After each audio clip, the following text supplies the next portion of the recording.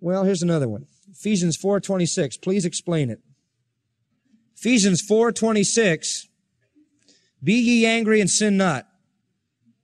Let not the sun go down on your wrath. Neither give place to the devil. 27. Well, be ye angry and sin not. There are 3 Greek words for anger.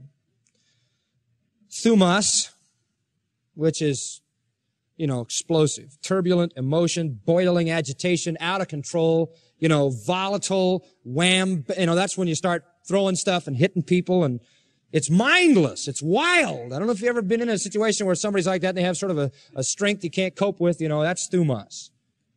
And then there's another Greek word, parorgismos, and that is translated here as the word wrath, at the end of verse 26.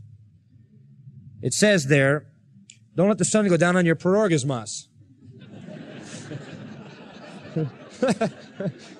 That does sound kind of funny, doesn't it?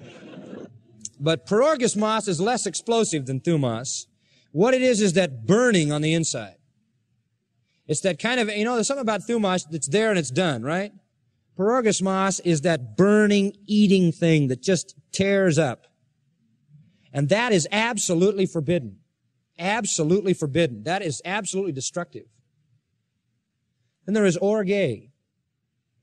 Now, orge kind of anger is the settled kind of attitude of a person towards certain things that is aroused at certain times. And here it is permitted. For it is, be ye orge and sin not. In other words, it may be that you have a right to a settled conviction of something, and at certain times the arousing of that conviction causes anger. But it should always be justified and never sinned, you see? A person could be angry and not sin if he was angry about something he ought to be angry about, such as the righteousness of God. Have you ever read the Psalms about David?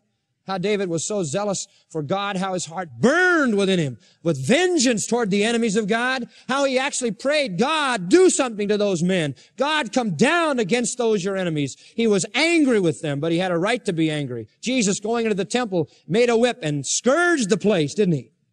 And he had a right to do that. So there is a place for orge, that settled conviction that at certain times is aroused when it is violated. But it should never be sinful. It should never be for a personal reason. It should always be for righteous indignation. We are to be angry about some things, folks. We ought to be angry about sin. And that's the meaning. There is a certain kind of anger that is allowable.